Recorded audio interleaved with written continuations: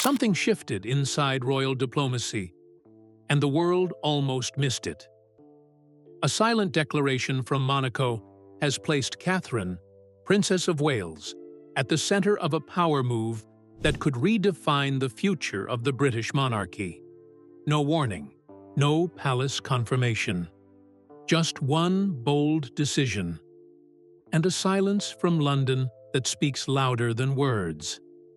The moment the announcement surfaced, it didn't feel like a routine royal update. It felt like a signal. Not loud, not ceremonial, but precise. Within diplomatic circles, wording is everything, and this wording carried weight. Monaco didn't describe Catherine as a symbolic guest or a ceremonial ally. They chose language that hinted at access, trust, and something deeper than protocol. And that single choice instantly reshaped the conversation around royal influence. Behind the polished headlines, palace observers began reading between the lines. Because in royal diplomacy, what isn't said can matter more than what is. There was no immediate statement from Buckingham Palace, no rapid clarification, no visible coordination. The absence of reaction created a vacuum, and speculation rushed in to fill it. Was this a carefully timed recognition of Catherine's growing global role, or a subtle glimpse into a generational shift already underway? For years, Catherine has cultivated a reputation built on steadiness rather than spectacle. While other royal narratives have swung between controversy and crisis, her public image has remained remarkably consistent. Calm under pressure, deliberate, in tone, focused on long-term initiatives like early childhood development and environmental advocacy. That consistency is not accidental. It has quietly positioned her as a figure many international institutions find approachable, modern, and strategically neutral. And Monaco, a principality known for calculated symbolism, appears to have recognized that balance. Insiders across Europe began asking the same question. Why now? Timing in royal affairs is rarely random. The British monarchy is navigating a period of transition, not an abrupt change, but a subtle evolution. Under King Charles III, modernization has been encouraged, yet tradition remains fiercely protected. Catherine's sudden elevation in international visibility feels less like a spontaneous moment and more like a reflection of how diplomacy itself is changing. Influence is no longer confined to titles alone. It flows through individuals who project stability in an unpredictable era. What made the declaration feel even more significant was the reaction beyond Britain. European commentators framed the move as forward-looking, almost as if Monaco was aligning itself with the future of the crown rather than the present structure. Headlines spoke about generational diplomacy, about the emergence of a softer, more personal form of royal influence. And while much of that language remains interpretive, the perception itself carries power. Because perception shapes alliances, long before formal agreements are signed. Inside royal circles, conversations reportedly intensified. Advisors weighed the benefits against the risks. On one hand, Catherine's growing international presence strengthens the monarchy's global relevance. On the other, it introduces a delicate question about hierarchy. How far individual influence can expand without disrupting established structures? These debates rarely surface publicly, yet they form the quiet machinery behind every royal decision. And then there is William. Those close to the couple have long described their partnership as quietly strategic. He understands that modern monarchy survives through connection, not distance. While his public demeanor remains measured, his support for Catherine's evolving role appears unwavering. Together, they represent a vision of monarchy that leans toward collaboration rather than command, a style that resonates strongly with younger audiences and international partners alike. But beyond strategy lies something more personal. Catherine's rise has never been framed as ambition. It has been framed as duty. That distinction matters. Audiences respond differently to someone perceived as stepping forward out of necessity rather than chasing attention. Monaco's decision amplifies that narrative, presenting her not as a challenger to tradition, but as a bridge between eras. Someone who carries heritage while quietly adapting it for a changing world. Still, beneath the admiration, tension lingers. Royal institutions are built on balance, and any sudden spotlight can create discomfort behind closed doors. Some traditionalists worry about precedent. If one foreign principality can publicly designate a preferred royal contact, what stops others from doing the same? Could diplomacy become more personalized, less centralized? These are questions without immediate answers, but they hint at why the moment feels bigger than a single announcement. And as analysts debate the implications, one detail continues to stand out: the silence from London. Not rejection, not endorsement, just a pause. The kind of calculated stillness that suggests deeper conversations are unfolding away from cameras. In royal strategy, silence often signals preparation rather than uncertainty. Because this isn't just about Monaco, it's about the evolving architecture of royal power, the way influence is shifting from rigid ceremony toward relationships built on trust and relatability. Catherine now finds herself standing at the intersection of that transformation. Admired abroad, carefully observed at home, and watched by a global audience eager to understand what comes next. And if this declaration was only the opening move, the real question isn't whether Catherine's role is changing. It's how far that change will go once the palace finally decides to speak. Long before the public ever heard a single word about Monaco's decision, there were subtle moments that now feel impossible to ignore. Royal watchers began revisiting old footage, quiet meetings, brief exchanges at international forums that once looked ordinary but suddenly carried new meaning. Because in royal diplomacy, nothing truly appears out of nowhere. Every declaration has roots, and every alliance grows slowly beneath the surface before it reaches the spotlight. Catherine's connection to Monaco didn't begin with headlines. It developed through shared causes, environmental initiatives, cultural preservation, early childhood advocacy, spaces where diplomacy feels softer but influence runs deep. Observers recall how conversations between the two courts often lasted longer than expected, how joint appearances felt unusually aligned in tone and purpose. At the time, it seemed like polite cooperation. Now, it looks more like preparation. What makes this relationship fascinating is the way it evolved quietly, almost invisibly.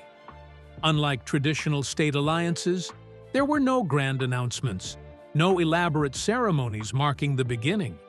Instead, trust appeared to grow through consistency. Catherine showing up with the same calm presence regardless of pressure, Monaco responding with increasing openness. In a world where royal narratives are often shaped by spectacle, this slow-building dynamic felt refreshingly deliberate. Yet behind the elegance of diplomacy lies calculation. Monaco is not a passive observer in European affairs. The principality has long understood how symbolism can amplify its global presence. Aligning with Catherine signals more than admiration. It positions Monaco alongside a figure widely viewed as central to the monarchy's future.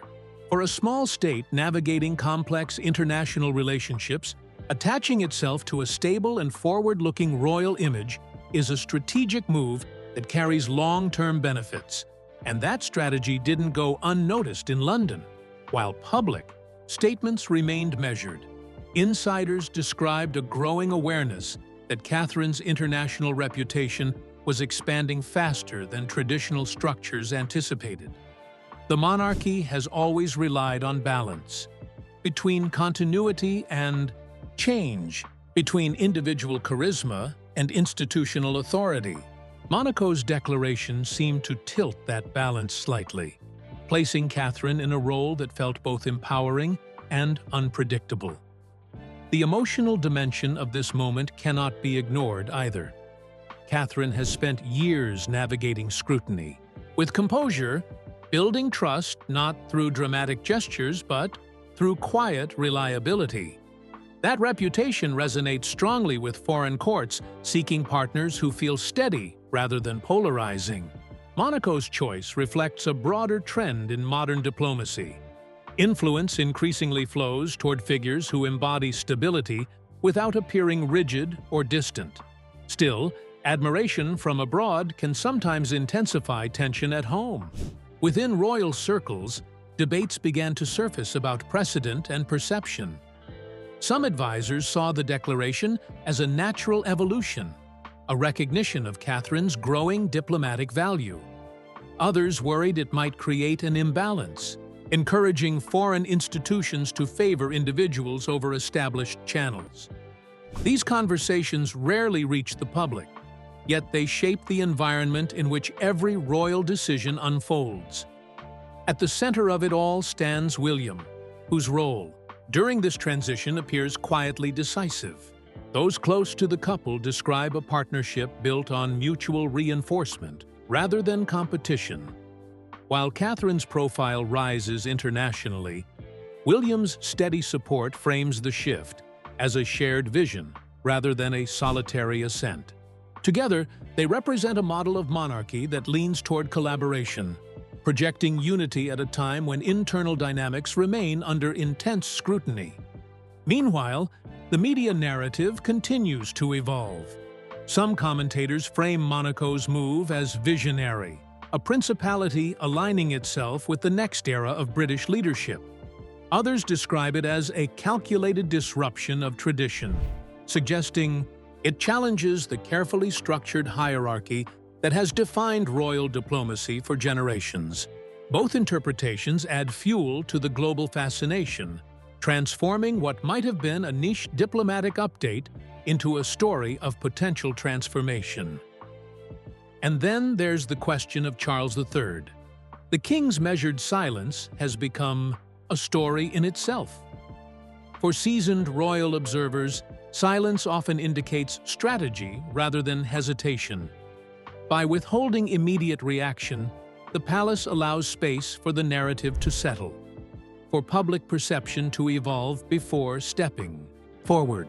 It is a reminder that power within the monarchy is rarely exercised through urgency.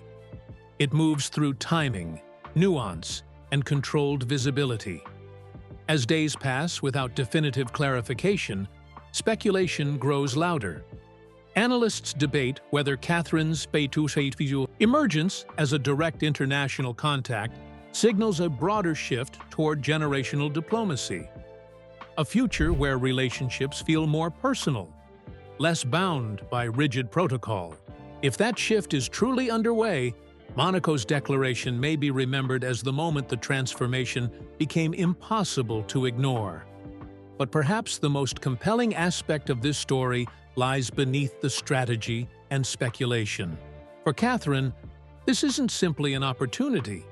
It's a test of how far she can step into a role that blends symbolism with responsibility, influence with expectation. Every appearance now carries added weight, every gesture examined through a new lens. The world is no longer watching her solely as a future queen. It's watching her as a figure already shaping the monarchy's global presence. And as admiration continues to build beyond Britain's borders, one truth becomes clear. This alliance was never just about Monaco choosing Catherine. It was about recognizing a shift already in motion, a subtle realignment of royal influence that may redefine how diplomacy works in the years ahead. The only question left is whether the rest of the royal world is ready to follow where this quiet but powerful decision is leading. As the story gathered momentum, attention slowly shifted away from Monaco and toward the deeper ripple effect inside the British monarchy itself. Because while headlines focused on Catherine's growing international stature, the real tension wasn't unfolding in public. It was happening behind palace walls, where tradition and transformation were quietly colliding. Royal institutions are built on hierarchy, and any sudden shift in attention can feel like a change in gravity. For some senior figures, Monaco's declaration raised uncomfortable questions, not spoken loudly, not framed as criticism, but discussed carefully in private conversations. If a foreign principality could publicly designate Catherine as its primary British royal contact, what did that suggest about where influence was consolidating?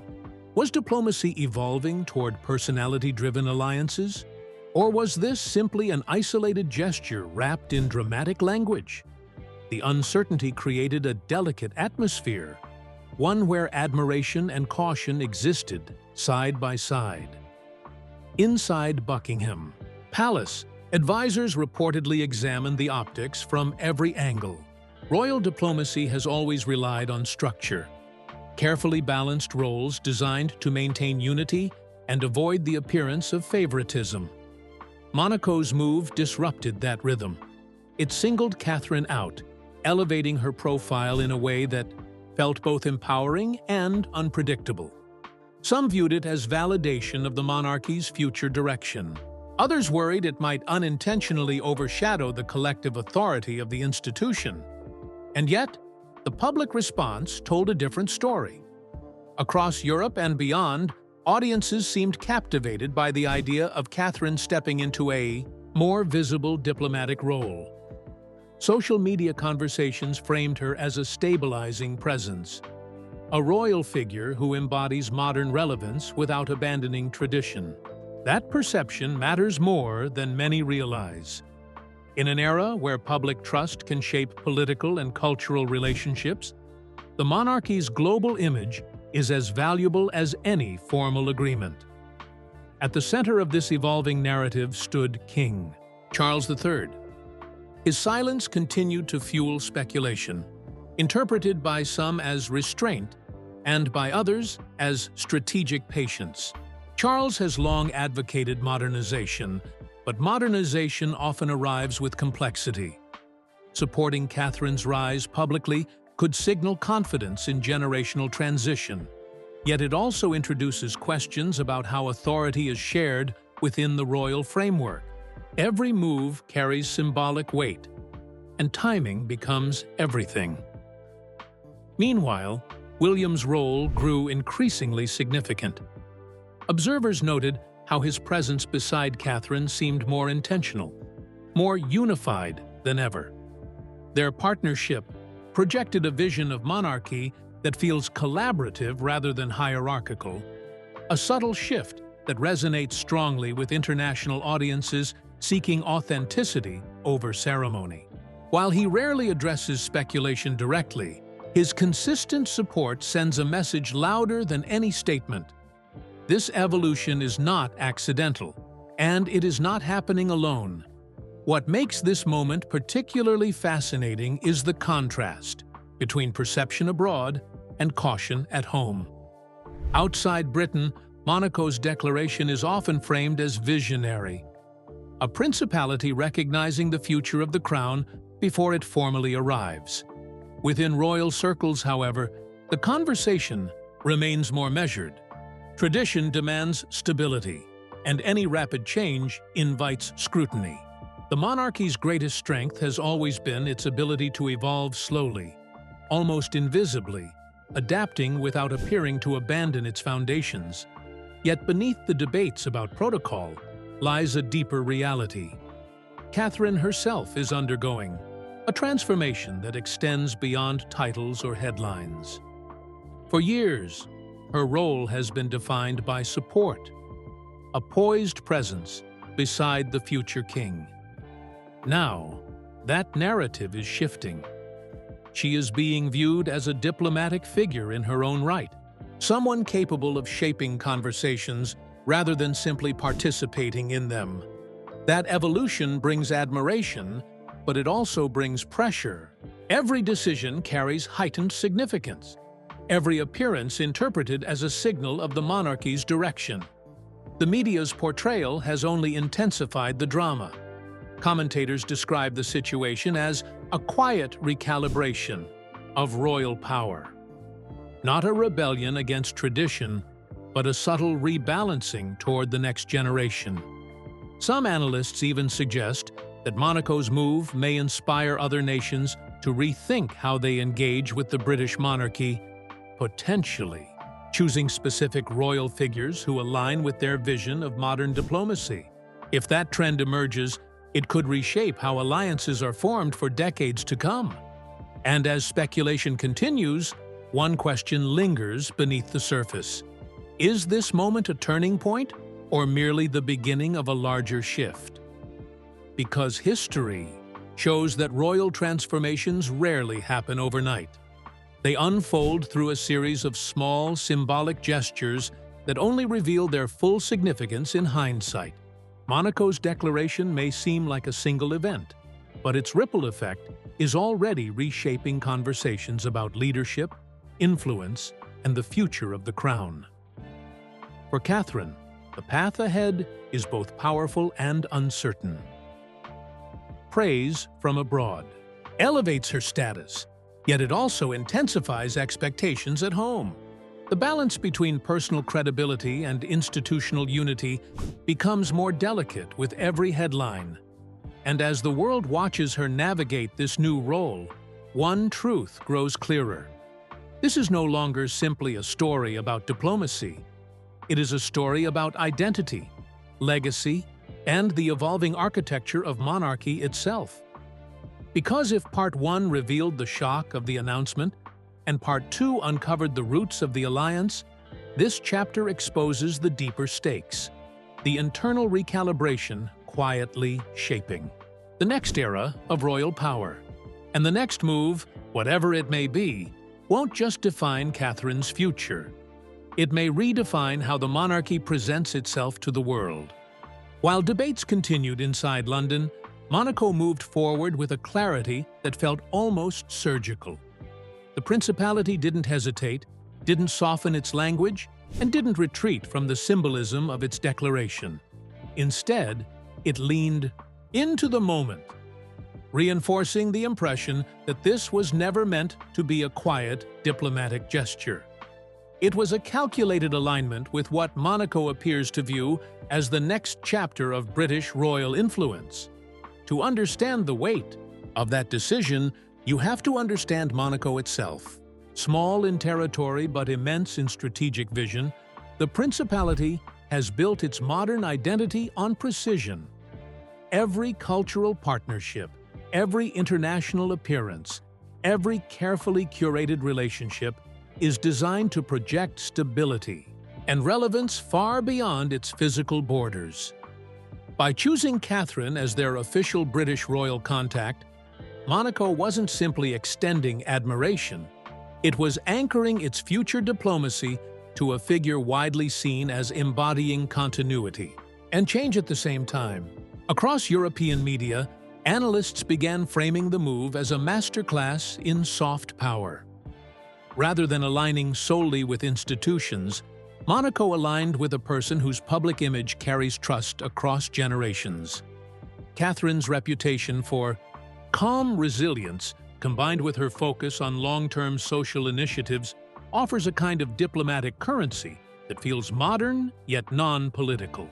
For a principality navigating complex global relationships, that kind of connection holds immense value.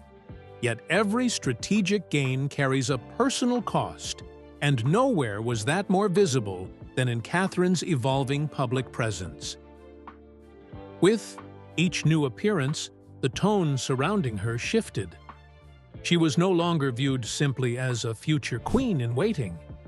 She was increasingly described as a stateswoman in motion. Cameras lingered longer, headlines dissected every gesture, and even small engagements were analyzed for hidden meaning. The spotlight didn't just grow brighter, it grew sharper.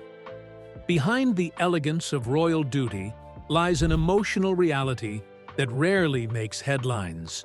Balancing motherhood, public service, and the pressure of international expectation requires a level of discipline few outsiders truly understand.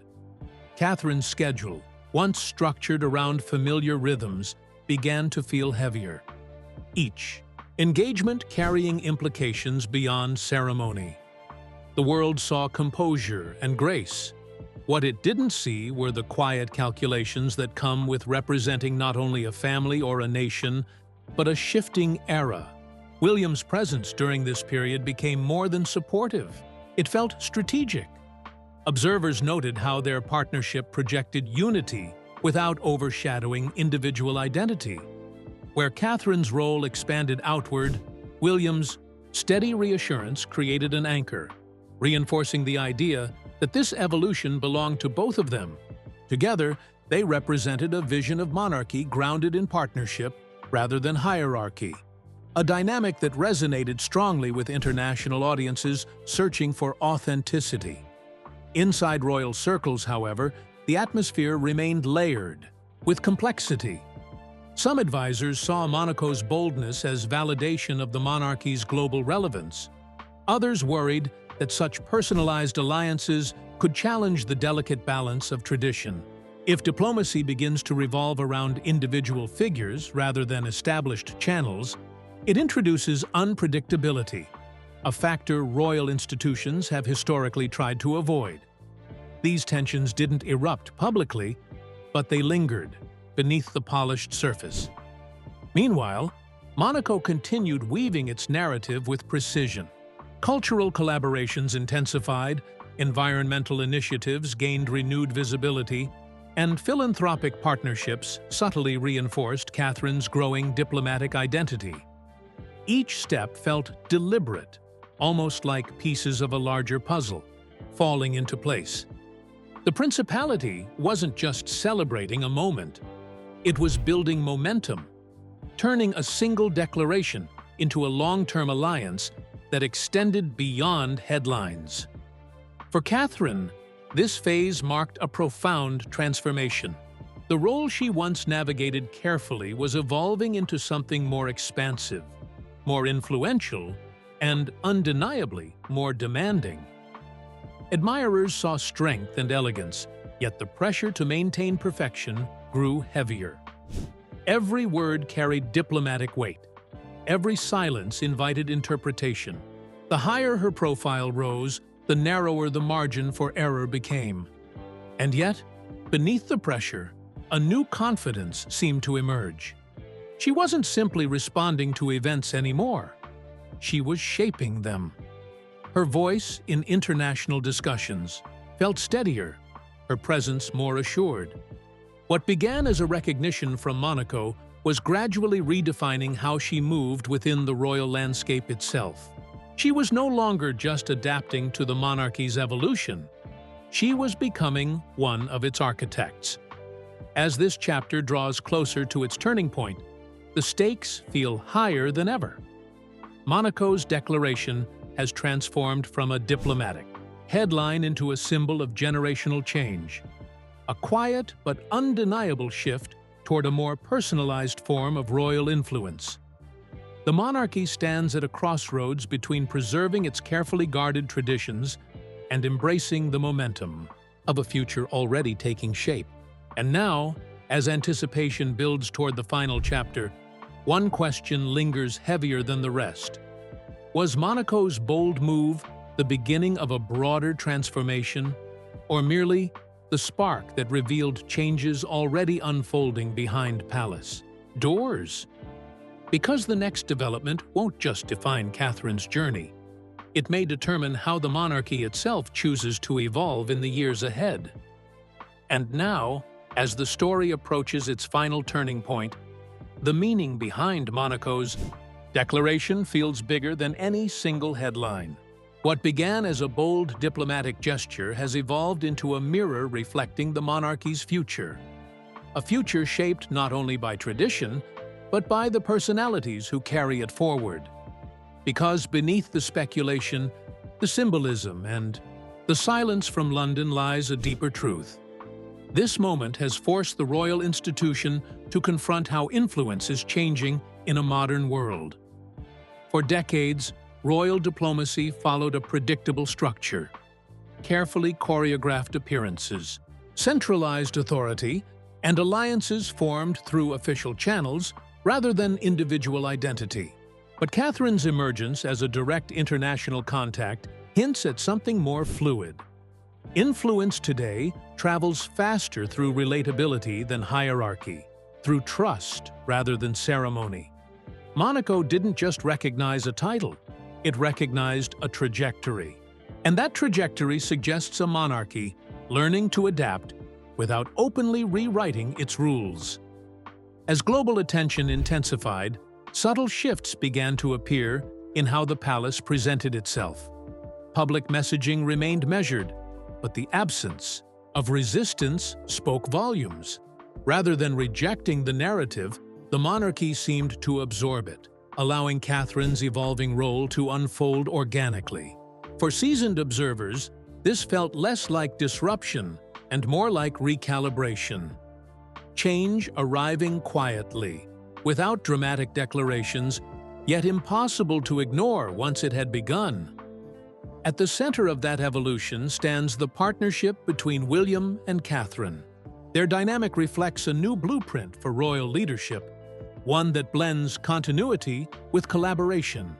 Where previous generations leaned heavily on hierarchy, their approach feels more balanced, projecting unity while allowing individual strengths to shine. Monaco's decision amplified that image, positioning the couple not just as future sovereigns, but as architects of a modern diplomatic style rooted in connection and authenticity. But transformation is rarely simple. For Catherine, this chapter has brought both admiration and immense responsibility. The world now watches her through a different lens, not merely as a supportive figure beside the future king, but as a stateswoman shaping conversations beyond Britain's borders. That shift carries pressure, expectation, and an unspoken demand for perfection. Every appearance becomes symbolic, every silence a message. The crown she prepares to inherit feels closer than ever, even if no formal transition has occurred.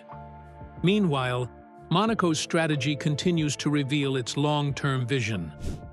By aligning with Catherine early, the principality has positioned itself at the forefront of a generational shift. It has invested not in the moment, but in the future.